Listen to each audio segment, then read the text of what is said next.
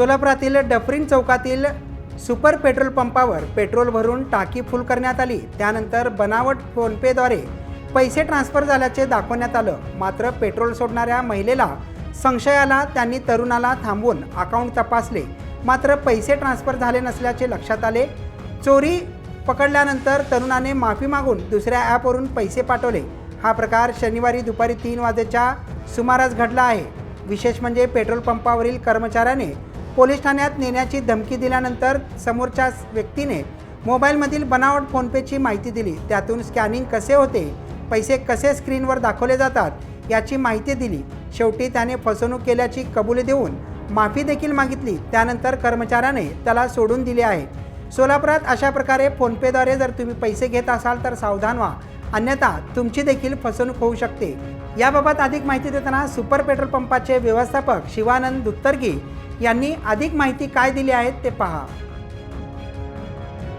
Petrol भरला आणि 1100 रुपयाचे पेट्रोल भरला आणि स्कॅन केला आणि मग आलं म्हणून सांगितलं मुलाकडे तो स्कॅन दिसला नाही। मला तिथं बोललो मुलाने किंवा स्कॅन दिसत नाही। मी माझ्या मोबाईलवर बघितलं, माझ्या मोबाईल स्कॅन दिसला नाही।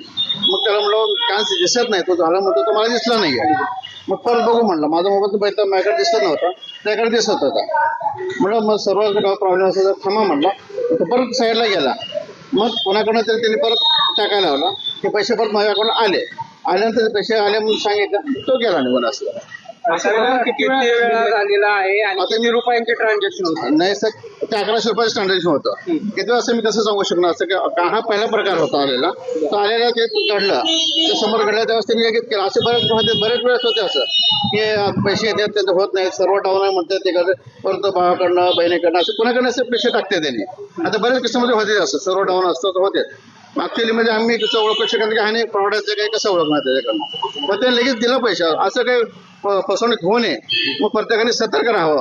आता स्कॅन कोड झाल्याशिवाय त्याने कस्टमरला सोडू नये। किती वेळ लागतो ते ट्रान्झॅक्शन झाल्यानंतर? जर ट्रान्झॅक्शन झालं तर किती वेळ? अर्धा मिनिट 1 मिनिटानंतर ते येतं आमच्याकडे, येतं त्याच्याकडे रिटर्न जातं। दोन्हीपैकी एक होतं। झालं त्यांच्याकडे रिटर्न, आमच्याकडे नाही आलं तर आम्ही थांबवून घेतो, आमच्याकडे आल्यानंतर त्यांना सोडतो, तोपर्यंत त्यांना सोडत नाही।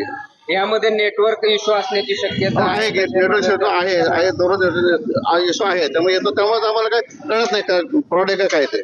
पण नंतर काय होतं, आमच्याकडे पैसे घेतो, त्याने ते देते पैसे कोणाकडनं मागून घेतात, ते पैसे येतात, मग आमचे पैसे मिळाले तर आम्ही त्याला सोडून देतो। म्हणजे तुमच्या कर्मचाऱ्यांनी व्हिडिओ पण काढलेला आहे आणि त्या संदर्भात त्याला बोललंही आहे, तरी मात्र त्याच्यावर कुठल्याही प्रकारची तुम्ही ऍक्शन घेतली नाही? आता किती मग आमच्या पैसे घेतले मी। आता प्रत्येक चांगल्या कस्टमर होतात, वाईट कस्टमर, दोन्ही कस्टमर आम्हाला कसं ओळखणार आम्ही, कसं आम्हाला जे काही पेट्रोल घालतो त्याचे आम्हाला मोबदला मिळाला, मग आम्ही त्याला सोडणार। आम्ही कसं त्याला हे करू शकतो की तो गुन्हेगार कसं हे करू शकतो? तो याच्या अगोदरही केला होता असा प्रकार? नाही, आमच्याकडे आले ते पैसे घेतात आणि दिले जातात, असं बऱ्याच वेळेस होतं असं।